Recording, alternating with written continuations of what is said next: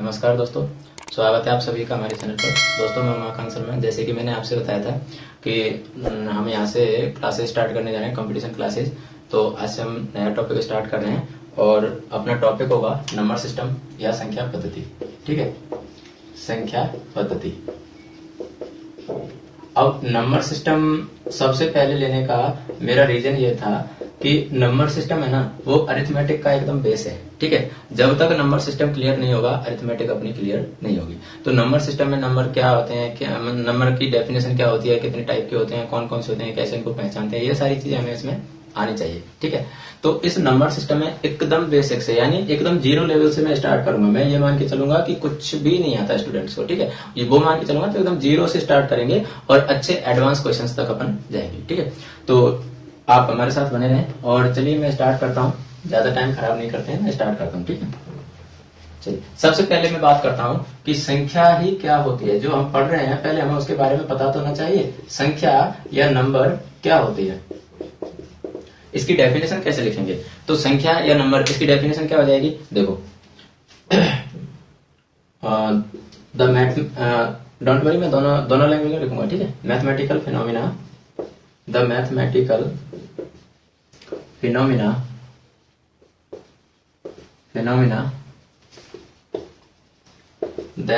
that helps to counting figure, figure की बजाय object ले लेते हैं, ज्यादा बेटर रहेगा।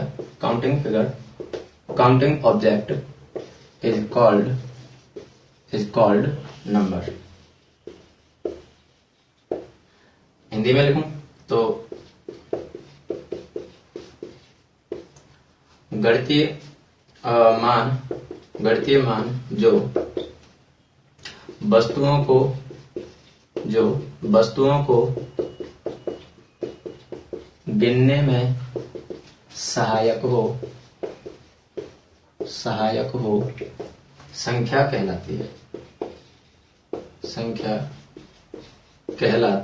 है।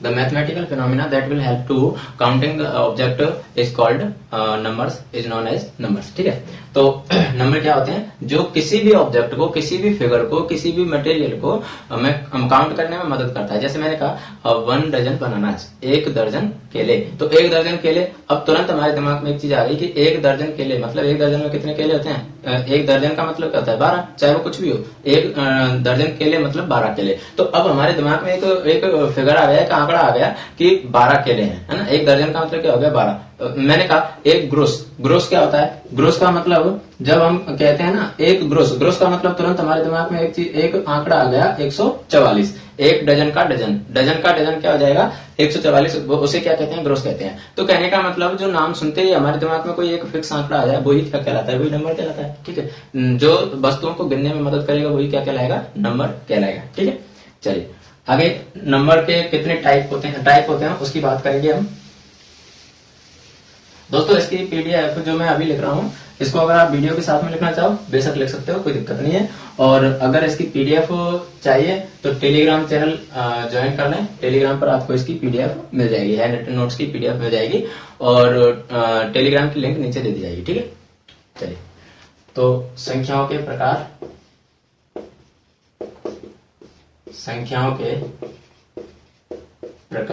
यानी टाइप्स ऑफ नंबर।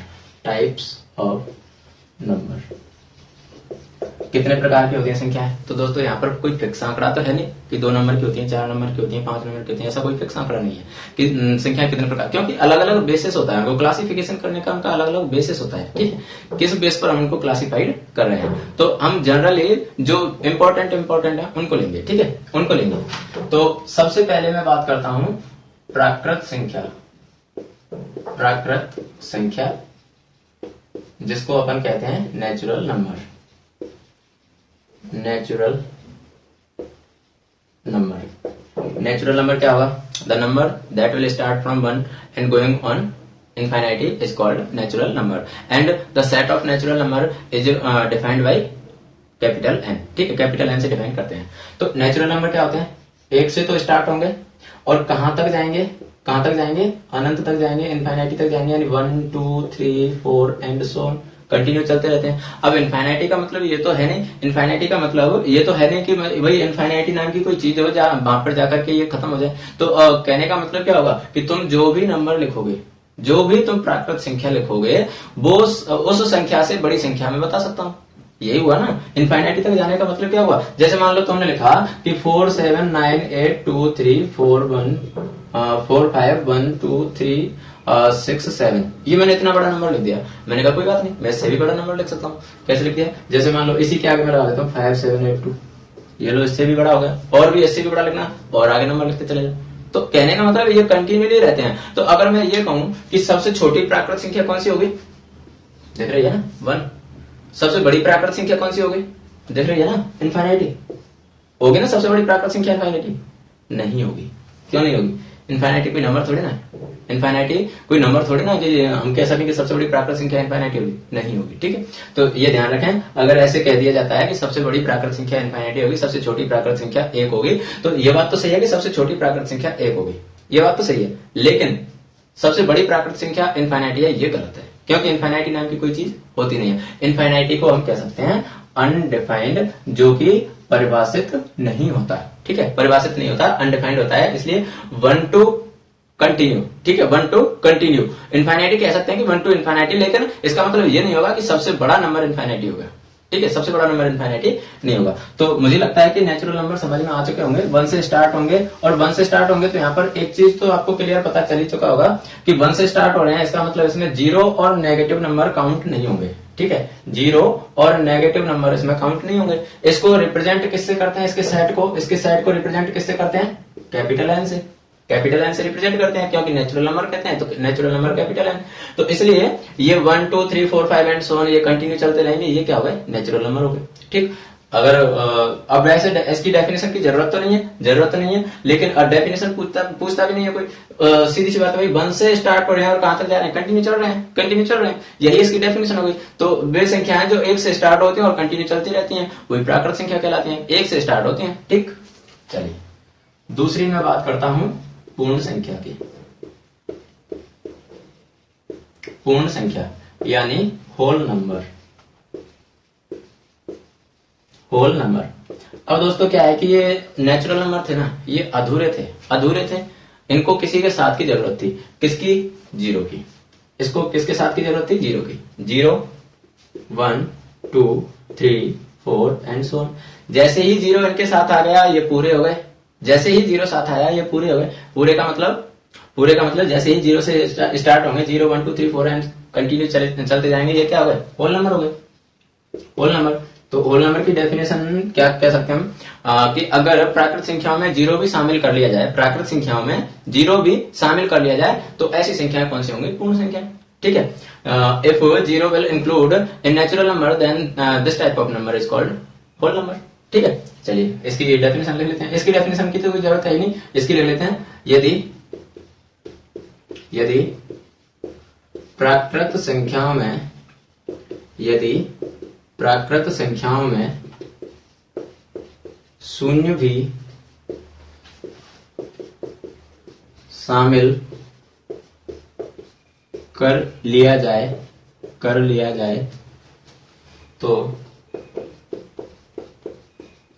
ऐसी संख्याएं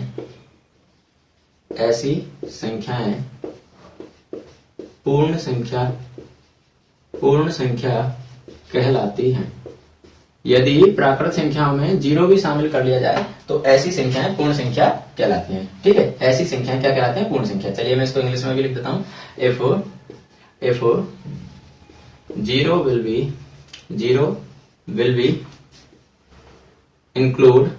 will be include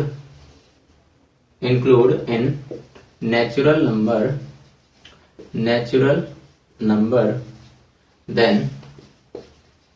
then this type of number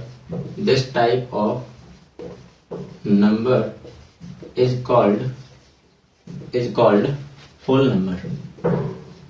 whole number. ठीक, if zero will be included in natural number, then this type of number is called whole number.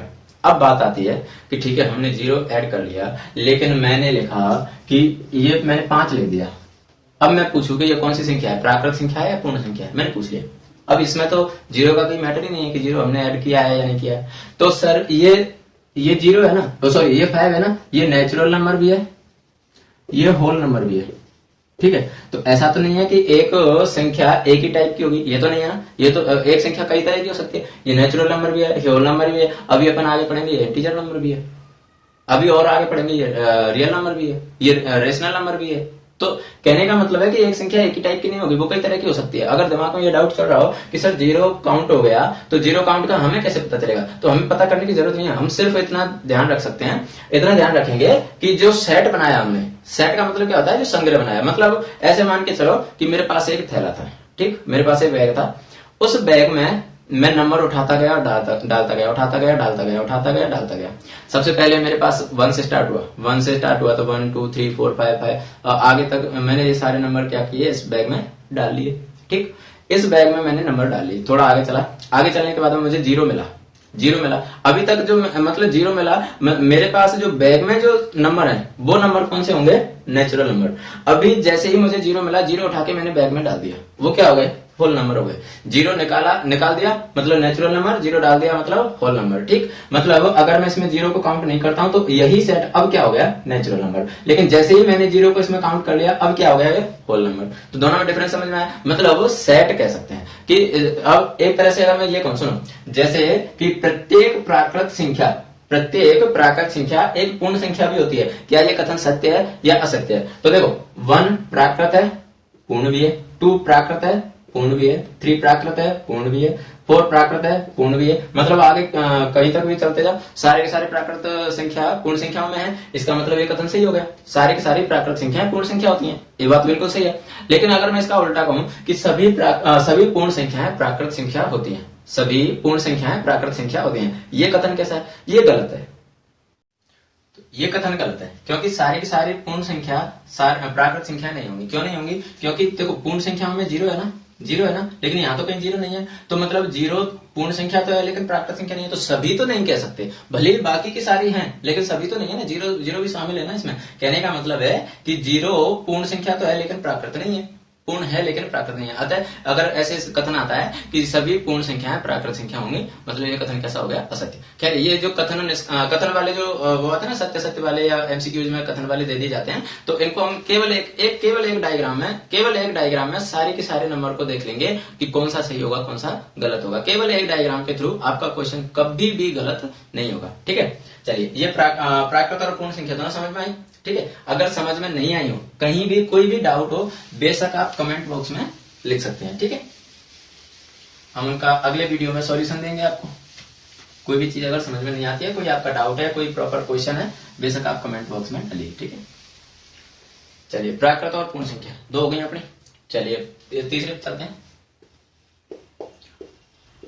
पूर्णांक संख्या। पूर्णांक संख्या यानी इंटीजर नंबर, इंटीजर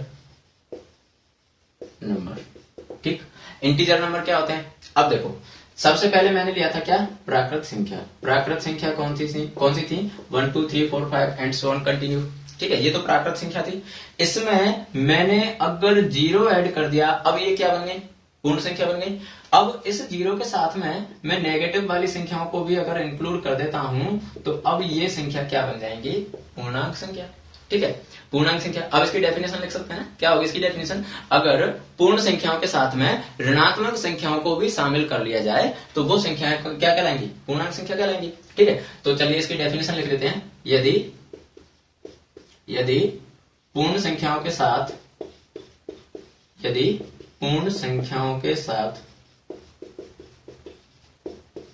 ऋणात्मक संख्याओं को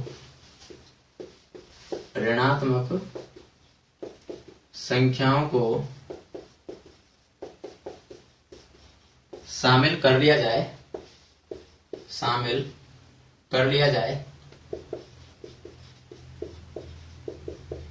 तो ये संख्याएं पूर्णांक संख्या कहलाएंगी।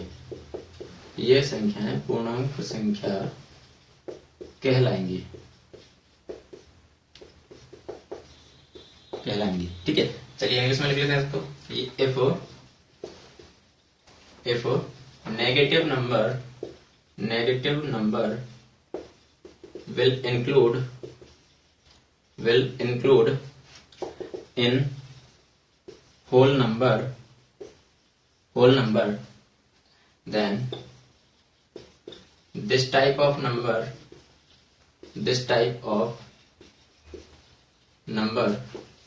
is called integer number।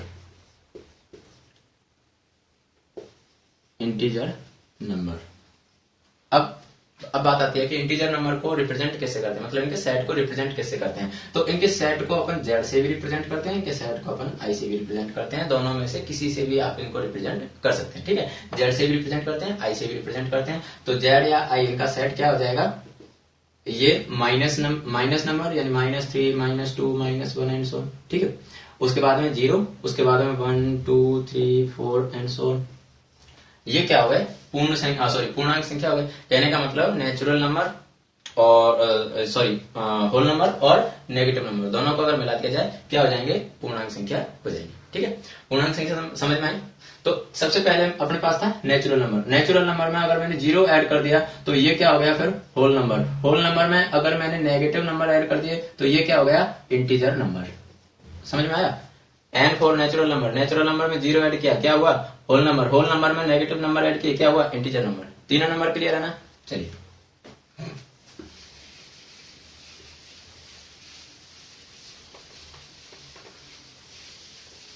अभी देखो कुछ ये पूर्णांक संख्या है, इनके भी कुछ प्रकार होते हैं, लेकिन पहले अपन सभी संख्याओं के बारे में बात कर लेते हैं, फिर पूर्णांक संख्याओं के प्रकार के बारे में बात करेंगे, क्योंकि वो इतने ज्यादा इंपॉर्टेंट नहीं है। सभी लोग तुम जानते हो, मतलब उनको यूज करते हो, बस उनको नाम से पहचानना ये शायद किसी को नहीं आता हो, तो वो अपन देख लेंगे। लेकिन पहले एक बार सभी संख्याओं के प्रकार देख लेते हैं। ठीक है, पूर्णांक संख्या हो गया, उसके बाद में अपन बात करते हैं परिमेय संख्या। नंबर कौन सा था, 4th नंबर। ठीक, परिमेय संख्या को कहते हैं रेशनल नंबर। अब सर परिमेय संख्या क्या होती है, तो the number which can be represented in P upon Q form where P and Q are integers and Q does not equals to 0 is called rational number. ठीक है, रेशनल नंबर क्या होते हैं या परिमेय संख्याएं क्या होती हैं, ऐसी संख्या जिन्हें P upon Q की फॉर्म में लिखा जा सके। देखो तीन कंडीशन है, मैं डेफिनेशन बाद में लिखूंगा, पहले समझ लो। जिसको P upon Q फॉर्म में लिखा जा सके, P upon Q। अब P upon Q का मतलब यही नहीं है कि P upon Q फॉर्म में लिखो, इसका मतलब होगा फ्रैक्शन फॉर्म में लिखा जा सके। फ्रैक्शन फॉर्म में किसी भी फॉर्म में लिखो, चाहे तुम उसको R upon S फॉर्म में लिखो, A upon B फॉर्म में लिखो, X upon Y फॉर्म में लिखो, P upon Q फॉर्म में लिखो, नो इश्यू। ठीक है, where P and Q are integer। P and Q are integer। पहली कंडीशन क्या थी, P upon Q फॉर्म मतलब फ्रैक्शन फॉर्म होनी चाहिए। दूसरी कंडीशन क्या थी, P और Q दोनों क्या होने चाहिए, इंटीजर होने चाहिए। ठीक, तीसरी कंडीशन क्या है, तीसरी कंडीशन है Q does not equals to 0। Sorry मैंने यहाँ पर स्मॉल बनाया, यहाँ पर भी मैं स्मॉल बना देता हूँ। Q does not equals to 0, Q 0 के बराबर नहीं होना चाहिए। क्यों भाई, P 0 के बराबर हो जाए तो क्या दिक्कत हो जाएगी, Q 0 के बराबर हो जाए तो क्या दिक्कत हो जाएगी। P 0 के बराबर हो सकता है, कोई इश्यू नहीं है, जैसे मैंने लिखा 0/5 लिख सकते हैं, कोई इश्यू नहीं है। लेकिन Q 0 के बराबर नहीं होना चाहिए, जैसे मैंने लिख दिया 2/0। अब 2/0 मतलब 0 से मुझे 2 को डिवाइड करना है। क्या मैं 0 से 2 को डिवाइड कर सकता हूँ, नहीं कर सकता। क्यों नहीं कर सकता, क्योंकि ये कैसे आता है, ये अनडिफाइंड फॉर्म होती है, यानी अपरिभाषित होता है, ये परिभाषित ही नहीं होता। 0 से किसी को डिवाइड हम कर ही नहीं सकते। तो इसलिए Q does not equals to 0 आना चाहिए। एक चीज हमेशा ध्यान रखो, जब भी अपन फ्रैक्शन लिखेंगे, डिनोमिनेटर कभी भी 0 नहीं हो सकता। ठीक, न्यूमरेटर हो सकता है, कोई इशू नहीं है, लेकिन डिनोमिनेटर कभी भी 0 नहीं होगा। मतलब अंश 0 हो सकता है, सॉरी ये अंश है ना, ऊपर वाला क्या कहलाता है, अंश कहलाता है, नीचे वाला क्या कहलाता है, हर कहलाता है। मतलब अंश 0 हो सकता है लेकिन हर कभी 0 नहीं होगा। तो ये तीनों कंडीशन समझ में आई। एक तो फ्रैक्शन फॉर्म में होना चाहिए, दूसरा P और Q दोनों इंटीजर होने चाहिए, तीसरा Q does not equals to 0। अगर ये तीनों कंडीशन फॉलो हो रही है तो नंबर कौन सा होगा, natural number, sorry rational number. चलिए अब इसकी डेफिनेशन लिख लेते हैं। वे संख्या जिन्हें P upon Q के रूप में व्यक्त किया जा सके जहां P और Q पूर्णांक संख्या हैं एवं Q does not equals to 0, तो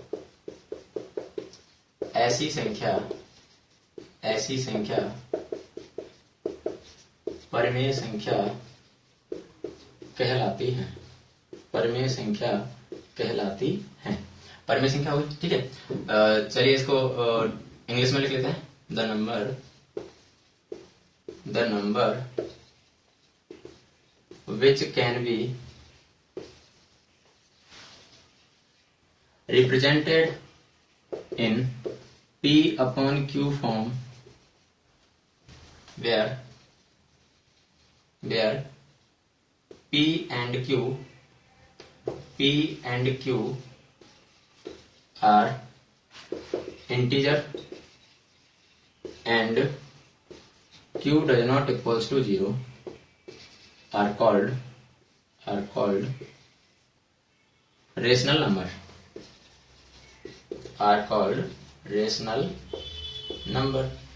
ये रेशनल नंबर कहलाते हैं। अब रेशनल नंबर जो कहलाते हैं, तो अब देखो तीनों कंडीशन अपनी अप्लाई होनी चाहिए। कौन कौन सी? एक तो P अपॉन Q फॉर्म में रिप्रेजेंट किया होना चाहिए, ठीक। दूसरा P और Q दोनों पूर्णांक होने चाहिए। तीसरा Q does not equals to 0 होना चाहिए। अगर ये तीन कंडीशन फॉलो हो रही हैं, मतलब वो रेशनल नंबर होगा। समझ में आ गया? जैसे मैंने लिखा 5/7, रेशनल नंबर है। कैसे चेक किया हमने कि रेशनल नंबर है? बस तीनों कंडीशन चेक कर लो आप। तो कौन कौन सी तीनों कंडीशन देखो। एक तो P अपॉन Q फॉर्म में होना चाहिए, मतलब फ्रैक्शन फॉर्म में होना चाहिए, भिन्न के रूप में होना चाहिए। क्या ये भिन्न के रूप में है? अपॉन में है, मतलब भिन्न के रूप में है, मतलब P अपॉन Q फॉर्म में है। ये वाली कंडीशन अप्लाई हो रही है। दूसरा क्या था कि P and Q are integer. तो चेक करो कि ये दोनों इंटीजर हैं या नहीं है। 5 और 7 दोनों इंटीजर है ना? दोनों इंटीजर हैं, मतलब दूसरी कंडीशन भी अप्लाई हो रही है। चलो ये भी मान लिया। तीसरी कंडीशन अपनी क्या थी? Q does not equals to 0। Q 0 के बराबर नहीं होना चाहिए। Q कितना है यहाँ पर? क्या 0 है? क्या नहीं, 7 है, मतलब ये कंडीशन भी अप्लाई हो रही है। तीनों कंडीशन अप्लाई हो रही है, मतलब ये क्या हो गया? रेशनल नंबर हो गया। अब एक और क्वेश्चन मैंने लिखा 9। क्या ये रेशनल नंबर है? तुमने सोचा कि सर यहाँ पर आपने बोला कि फ्रैक्शन फॉर्म में होना चाहिए, लेकिन ये तो फ्रैक्शन फॉर्म में तो नहीं है, तो सॉरी तो सर ये रेशनल नंबर तो नहीं होगा। मैंने कहा नहीं, गलत है, रेशनल नंबर होगा। क्यों होगा? 9 को मैं 9/1 लिख सकता हूँ ना। मैथमेटिक्स में आपके फ्री हैंड है, आप जो चाहो वो कर सकते हो। बस वैल्यू पर फर्क नहीं पड़ना चाहिए। तो उसको बाकी तुम किसी से भी मल्टीप्लाई और वो करवा सकते हो, कोई दिक्कत नहीं है, बस वैल्यू चेंज नहीं होनी चाहिए। अब मैंने 9/1 लिखा, 1 से मैंने 9 को डिवाइड किया, क्या वैल्यू चेंज हुई इसकी? नहीं। 1 से 9 को डिवाइड करेंगे 9 टाइम्स होगा, तो वैल्यू तो चेंज नहीं हुई ना। तो 9/1 लिख दिया, मतलब P अपॉन Q फॉर्म में आ गया, ठीक है। उसके बाद में P and Q are integer, तो 9 एंड 1 बोथ आर इंटीजर, दोनों इंटीजर है ना। उसके बाद में क्या था? Q does not equals to 0, तो Q is equals to 1 not equals to 0। 1 के बराबर है ना Q, तो 0 के बराबर तो नहीं है। तीनों कंडीशन फॉलो हो रही है, मतलब ये कैसा हो जाएगा? रेशनल नंबर हो जाएगा। ये कैसा होगा? रेशनल नंबर हो गया। समझ में आया? तो the number which can be represented in P upon Q form where P and Q are integer and Q does not equals to 0 is called rational number. Rational number को अब बात आती है, इसको रिप्रेजेंट किससे करते हैं? चलिए वो भी देख लेते हैं। ऐसा मत करना भाई जैसे अभी तक हुआ था कि नेचुरल नंबर में उनको नेचुरल की वजह से कैपिटल N से रिप्रेजेंट किया था, होल नंबर को कैपिटल W से रिप्रेजेंट किया था। तो ऐसा नहीं है कि यहाँ पर रेशनल नंबर को तुम कैपिटल R से रिप्रेजेंट कर दो। कैपिटल R से वास्तविक संख्याओं को या रियल नंबर्स को रिप्रेजेंट किया जाता है। तो परिमेय संख्याओं को किससे किया जाता है? Q से रिप्रेजेंट किया जाता है इनको, ठीक है। ये ध्यान रखें, विशेष Q से रिप्रेजेंट किया जाता है। इनका जो सेट होगा वो Q से रिप्रेजेंट किया जाएगा, ठीक है। तो इसको ऐसे लिख सकते हैं सेट की फॉर्म में। हालांकि ये चीज अपन सेट में पढ़ेंगे। अभी मैं कहूंगा कि x such that x belongs to P upon Q form, तो फिर तुम कहोगे कि सर सच दैट क्या बोला है, तो इसलिए अभी मैं सिंपली बता देता हूँ। बाकी सेट वाले उसमें पढ़ेंगे कि सेट क्या होते हैं ना। सेट वाला अपना पूरा एक टॉपिक है। तो इसको ऐसे इसकी डेफिनेशन लिख सकते हैं। मैथमेटिक्स वाले हैं, तुम जानते होंगे, जो टीचिंग लाइन की तैयारी करें वो जानते होंगे कम से कम कि सेट कैसे लिखते हैं, है ना। तो x such that x equals to P upon q. पहली बात, पहली कंडीशन हो गई ना, p upon Q. P and Q belongs to, p and Q belongs to, p और क्यू दोनों क्या होने चाहिए, इंटीजर नंबर होने चाहिए, तो p and Q belongs to z. तीसरी condition, and Q does not equals to zero. ये लो साहब, ये गणित के रूप में परिमेय संख्याओं की परिभाषा हो गई। गणित के रूप में कैसे, मतलब मैंने लिख दिया Q equals to X such that X equals to P upon Q, P and Q belongs to Z, Z मतलब इंटीजर, ठीक है, and Q does not equals to zero, ठीक है। तो ये क्या हो गया, ये इसकी डेफिनेशन हो गई। पी अपॉन क्यू फॉर्म में लिखा जाना चाहिए, पी और क्यू दोनों इंटीजर होने चाहिए, Q does not equals to zero होना चाहिए। तो ये बात हुई परिमेय संख्याओं की। चलिए अब अगले पर चलते हैं। अब बात करते हैं हम अपरिमेय संख्या की।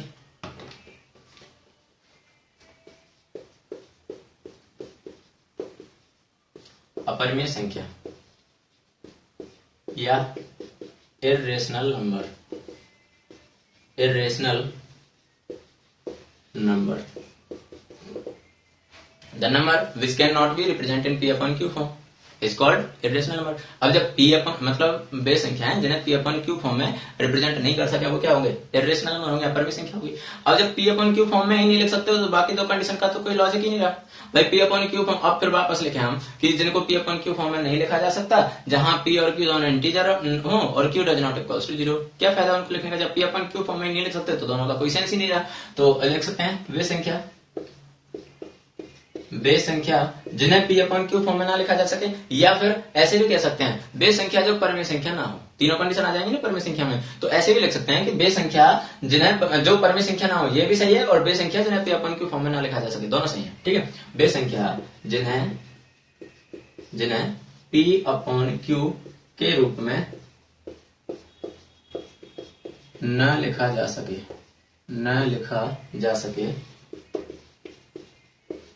जा सके अपरिमेय संख्या कहलाती है। अपरिमेय संख्या कहलाती है। The number that cannot be represented in P upon Q form are called irrational number, ठीक। तो ये इरेशनल की डेफिनेशन हो गई। अब बात आई कि सर ऐसी कौन सी संख्या होगी जिसको हम पी अपॉन क्यू फॉर्म में नहीं लिख सकते। तो जैसे देखो, अभी मैंने लिखा कि 0.33333 एंड सो ऑन, कैसे हम पी अपॉन क्यू फॉर्म में लिख सकते हैं। चलो पहले इसको छोड़ो, पहले ये लिख देते हैं 0.25 कैसे अपन पी अपॉन क्यू फॉर्म में लिख सकते हैं। तो आप कहोगे कि हाँ सर अभी तो बताया था कि अपॉन में 1 लगा दो, लगा दिया हमने, ठीक है।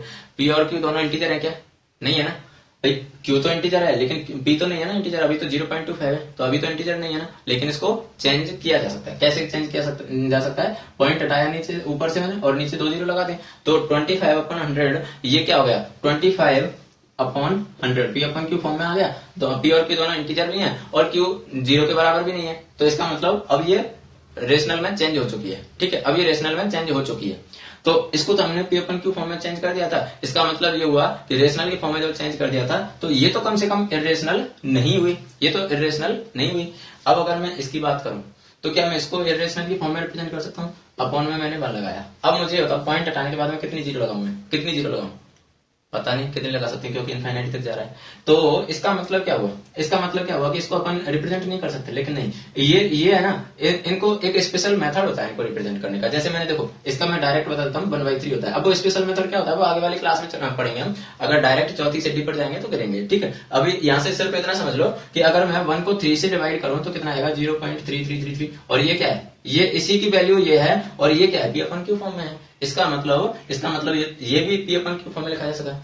इसका मतलब अब क्या ऐसी कौन सी संख्या है जिन्हें हम नहीं लिख सकते, मतलब जो अपर में संख्या होंगी। तो एक चीज हमेशा ध्यान रखो, एक तो अंडर रूट के अंदर जो प्राइम नंबर आएंगे जैसे √3, √2, √5, √7, ये सारे के सारे क्या होंगे, अपर में संख्या होंगे। प्राइम नंबर जो भी अंडर रूट के अंदर आएंगे वो सारे के सारे क्या होंगे, अपर में संख्या। दूसरी बात, एक फिक्स पैटर्न में जो रिपीट होते जाएंगे, फिक्स पैटर्न कैसा, मतलब उनका पैटर्न एग्जैक्ट फिक्स नहीं होना चाहिए। देखो जैसे 0.02, 002, 0002, 00002 ऐसे करके, अब इनमें कोई फिक्स पैटर्न तो नहीं है ना। जैसे ये एक बार 0, फिर 2, फिर 2 बार 0, फिर 2, फिर 3 बार 0, फिर 2, फिर 4 बार 0, फिर 2, ऐसे करके आगे बढ़ती जाएंगी। ये भी क्या है, ये भी अपर में संख्या है, ये भी अपर में संख्या है, ठीक है। तो ऐसे करके जिनको P अपन Q फॉर्म में ना लिखा जा सके वो सारी संख्याएं क्या होती हैं, अपर में संख्याएं होती हैं। चलिए तो दोस्तों आज हमने प्राकृत संख्या, पूर्ण संख्या, पूर्णांक संख्या, परमेय संख्या और अपरमेय संख्या इनके बारे में पढ़ा। अभी अगली क्लास में हम पढ़ेंगे और भी अभी संख्याओं के कुछ प्रकार बचे हुए हैं, मैं थोड़ा सा बता देता हूं कि अगली क्लास में हम क्या पढ़ेंगे। अभी देखो अपरमेय संख्याओं में एक तो अपन पढ़ेंगे पाई, जानते होंगे सभी 22/7 होता है, ठीक है, ये भी अपर में होती है। एक अपन पढ़ेंगे नेपियर नियतांक, नेपियर नियतांक, इसके बारे में भी पढ़ेंगे ये क्या होता है। उसके बाद में अपन पढ़ेंगे काल्पनिक संख्या, उसके बाद में अपन पढ़ेंगे सम्मिश्र संख्या, और उसके बाद में ये मैंने बताया था ना कि पूर्णांक संख्याओं के कुछ प्रकार होते हैं, पूर्णांक संख्याओं के प्रकार होते हैं। और उसके बाद में अपन पढ़ेंगे वेन आरेख, संख्याओं का वेन आरेख ऐसे कह सकते हैं, संख्याओं का वेन आरेख। इसके थ्रू तुम वो कथन निष्कर्ष वाले क्वेश्चन सॉल्व कर सकते हो, ठीक है। तो अगली क्लास का अपना ये शेड्यूल रहेगा, ये टॉपिक अपन अगली क्लास में पढ़ेंगे। तो धन्यवाद दोस्तों देखने के लिए, और मैंने बताया था कि इसकी पीडीएफ आपको टेलीग्राम पर मिल जाएगी, ठीक है। तो जैसे ही ये क्लास आपकी अपलोड होगी उसके कुछ ही देर बाद में आपको टेलीग्राम पर पीडीएफ मिल जाएगी हैंड रिटन नोट्स की। तो धन्यवाद दोस्तों, और अगर पसंद आया हो तो आगे भी कंटिन्यू इसी तरह से क्लास देखते रहिए, क्योंकि यहाँ पर आपको एकदम बेसिक से पढ़ाया जाएगा लेकिन एकदम टॉप तक लेकर जाया जाएगा। थैंक यू दोस्तों।